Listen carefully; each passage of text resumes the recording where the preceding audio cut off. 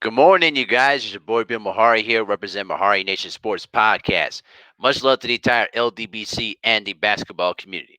If you want more basketball content, tune into Basketball Conversations every Friday night, 9 p.m. Central Time. That's where we discuss basketball-related topics, news, debates, and everything else in the world of basketball. If you're new to the channel, make sure to hit the subscribe button, hit the bell icon to get all the latest notifications when I start dropping videos and live streams. And please spread the word about the channel as well. If you want to donate any money to the value of this channel, I will also put in the PayPal and Cash App links underneath the subscription box. All right, let's do another episode of Morning Historical Perspective. It's basically where I discuss great players, series, games, great moments, anything that you want me to talk about. So, for this one, we're going to talk about one of my favorite playoff series during the 90s and perhaps one of my all-time favorites, the 1993 Eastern Conference Finals between the Chicago Bulls versus the New York Knicks. Now, this is the fourth time both of these two teams have met each other in the playoffs going back to 1989. But this was the huge climax to the rivalry. Um, when you reflect back in 1991, okay, the Bulls were on the rise to become a title contender.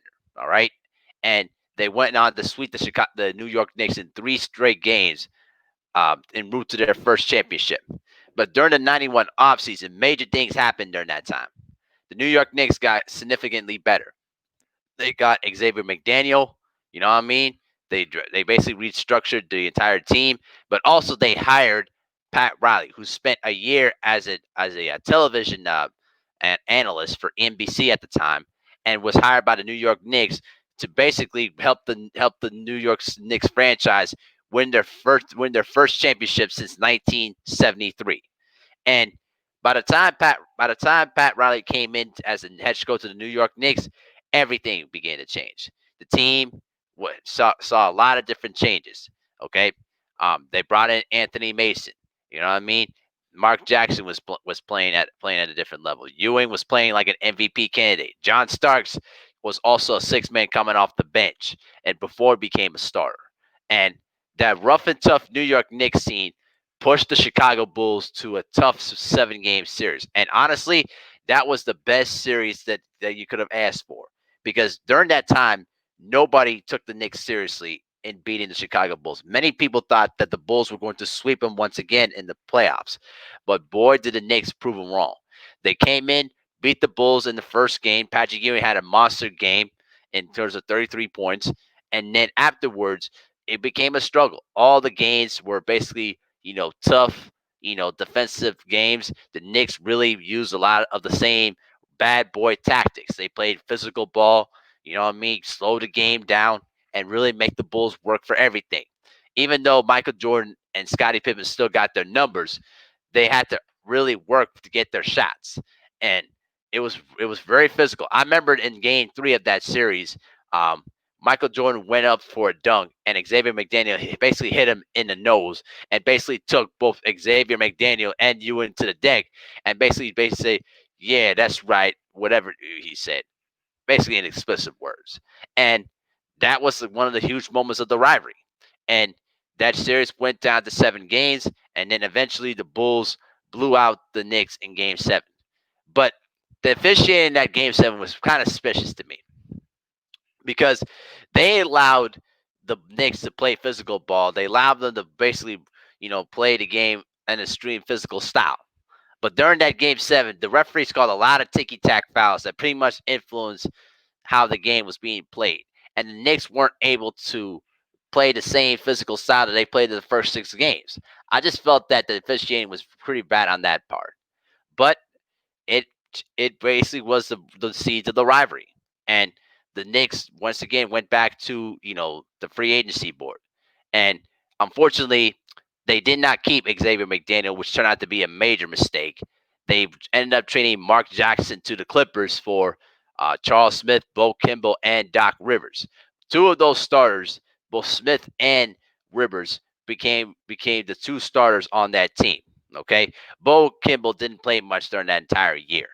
Then John Starks uh, basically became the starting two guard after Gerald Wilkins left as a free agent to the Cleveland Cavaliers. And so that team was pretty much a team that was expected to compete in the Eastern Conference, but I don't think anyone predicted that they would be the top team in the Eastern Conference.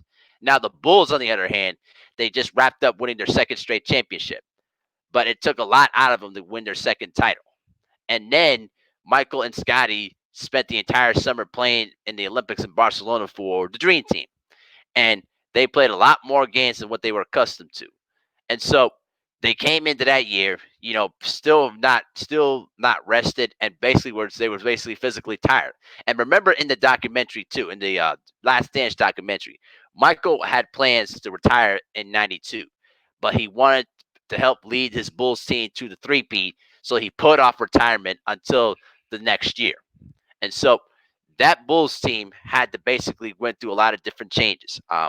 Cliff Levingston was basically released for salary cap purposes to try to sign Tony Kukoc onto the team. Um, you know, John Paxson's knee was pretty much injured at that point and wasn't able to return back to the starting position. B.J. Armstrong basically played the role of Craig Hodges in the starting lineup. All right, and then Bill Cartwright missed a lot of games due to injuries to his knees too, and so pretty much that Bulls team was pretty much battered and pretty much injured riddled throughout the whole year. And they didn't play the same kind of consistency like they did in recent years. Nobody felt that the Bulls would have won their third straight championships. They were patched together 57 regular season victories. They lost 3 out of 4 against the New York Knicks during the regular season. And the Knicks went on to win 60 regular season games and the top seed in the Eastern Conference. And so heading into that 93 conference finals, it was going to be in a tough, intense series. This was the matchup that most of the fans could not wait for. And both Pat Riley and Phil Jackson did not like each other. They took their opportunities to basically do, a lot of the same pot shots at one another, and playing that gamesmanship, psychological mind games before they started playing against each other. So when that series began, it was pretty much balls out basketball from here on out. And Michael Jordan didn't have one of his best games in game one. Even though he scored 27 points, he missed a lot of shots during the second half of that game. And the Knicks made the bigger plays down the stretch and then pretty much cruised on to an 8-point victory in the first game. Now, in the days off in between games 1 and 2, as you saw in the documentary, Michael Jordan took the opportunity to travel to Atlantic City just to, go to the casino and play and just, gamble, which is not a big issue. But unfortunately, the media took it as a major issue, and it was pretty much a distraction. Pretty much in game 2, you know, that game was pretty much more of the same. The Knicks played the same familiar physical ball. I remember one play where Charles Oakley was diving for a loose ball and literally took out Bill Cartwright's legs and pretty much almost broke his legs entirely and basically crashed into the floor.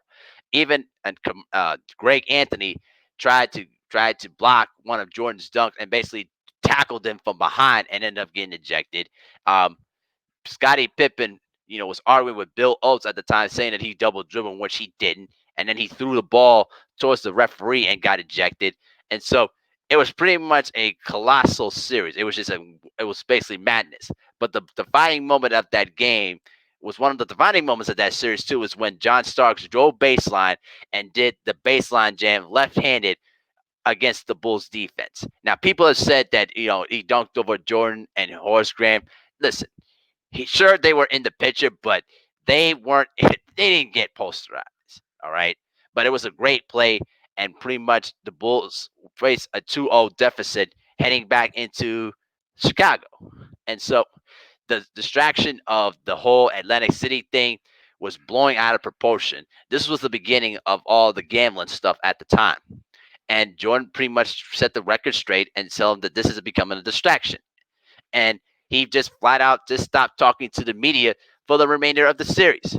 And pretty much the Bulls stopped talking to the media in general because because the media was basically attacking Jordan's personal life. And so that was actually one of the big turning points of that series because it gave the Bulls a wake up call that they needed. Then, as the series shifted back to Chicago, Jordan shot 3 of 18 from the field, and Scottie Pippen had to take over the offense. He was pretty much, you could pretty much say that Scottie Pippen was the most valuable player of that series. He made big plays. He stepped up in the offense when Jordan was struggling too. But Jordan shot 3 of 18 in game 3, okay? In game 2, Jordan shot 12 of 32 for 36 points. Not too bad, but had to take 32 shots to get those 36. Then in game 1, Michael scored 27, but had to take 27 shots. He shot 10 of 27. So heading into that game 4 on Memorial Day, most people felt that Jordan was overdue for a breakout performance. And boy, did he broke out. He pretty much took over that game from the outset. And he dropped 54 points on 18 of 30 from the field and shot 6 of 9 from 3-point range. Just a dominant performance and tied the series up in 2 games apiece. You had the sense that Michael was going to have one of those breakout games that normally he would have in during playoff series, but he turned it on at a time where the Bulls needed him to turn it on. And that game was pretty much close to all the way. It wasn't like a blowout like it was in game 3. Pretty much the Knicks were only down by 4 points midway through the fourth quarter until Pippen made a 3-point play to push the lead to 7. And then Jordan hit a baseline jumper with about a minute to go to pretty much put him up by 6 points. I should say, yeah, was it 6? Was it 7, 9 points? That's what I think. And then after that, it was pretty much smooth sailing. And then they tied the series up in 2 games apiece. Then came the unforgettable Game 5 when the series was tied at 2 games apiece. This is probably one of the top 10, top 5 greatest games of the 90s, but I would put this up there among the top 5. This was a huge game for pretty much both teams, not just because of the lead in the series, but people have to remember the Knicks had won 27 straight games in the Garden that year. They had rarely lost a game inside Madison Square Garden, and they were undefeated in the postseason at home. And so, heading into that game, the Knicks felt that the home court advantage was going to play a difference and get them past the Bulls into that series. But man, did the Bulls took the task here. Scottie Pippen and Michael Jordan took turns, taking over the offense, and they pretty much played a good balanced game.